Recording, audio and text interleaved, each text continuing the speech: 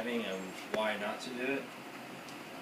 Here I have a koozie, which represents drinking alcohol, and here is a car, which represents driving. And these two things do not go well together. These two things combined are very lethal and can cause serious harm to you and someone else. Do not get behind the wheel of a vehicle after having too much to drink. It's not worth it. Every day and every night, countless numbers of lives are taken from driving under the influence. You put yourself in a position to get hurt or killed. And on top of that, you put others' lives in danger.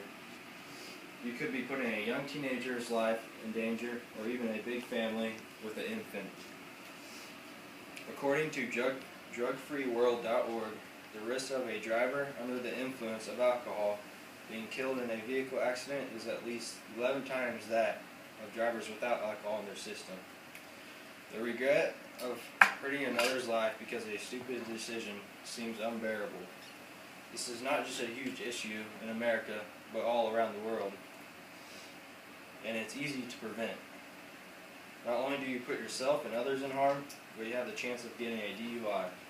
And a DUI is short for driving under the influence, and is also known as a DWI, which is driving while intoxicated. With alcohol, a driver's intoxicated level is determined by their blood alcohol content.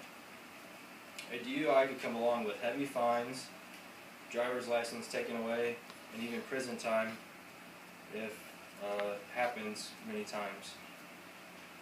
It's just not worth it. How would you get to work if you lost your license? How would you go to the store if you lost your license? It would just cause a lot of unnecessary problems for you. I have some statistics to help you put into perspective the problem with drinking and driving. According to NCADD.org, an estimated 32% of fatal car crashes involve an intoxicated driver or pedestrian. Nearly 13,000 people are killed every year in alcohol-related accidents, and over 1.4 million are arrested for DWIs each year. And these are just the numbers for our country. This problem affects many more than that. This issue can be easily avoided. There are many options for you to do instead of getting behind the wheel drunk. First off, I advise you to know how much alcohol you can intake. You can easily lose track of how much alcohol you intake, and then you find yourself in a sticky situation on how to get home. According to CDC.gov, all states in the U.S. have adopted 0.08% blood alcohol concentration as a legal limit for operating a motor vehicle for drivers aged 21 years or older. And a growing number of bars are beginning to have breathalyzer machines for you to use. And I think that is a very good idea, and it could save many lives and people from getting DUIs. The second great option is to have a DD, which is known as a designated driver. That is trustworthy. On many occasions, the DD may get talked into having more drinks than they should. That's why the trustworthy part is key in this option. A cool new thing that is on the rise up is the DD service.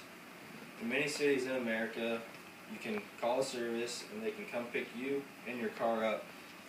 Yes, there will be a fee, but it will be less fee than a DUI would be. Another option, if all else fails, is to stop drinking. Put down your drink and get some food and water into your system. It will take a little while for the alcohol to leave your system, but it will be worth not driving. The last option for you to do is to stay where you are. Yes, it might be a hassle, but driving is not worth it. Many people have issues with their pride. They believe they can make it home fine. The first step is admitting to yourself that you cannot drive home safely. If you continuously drink and drive, something bad is bound to happen eventually. The risk is just too big. I advise you to be smart and use some of these tools I have mentioned today to avoid an accident. I gave some facts earlier on about drinking and driving, and I also gave some reasons you should not drink and drive. Now you can hand over your keys or your life, make the right choice, Thank you guys for listening today. I hope I persuaded you to think the next time before you drive. Thank you. Have a nice day.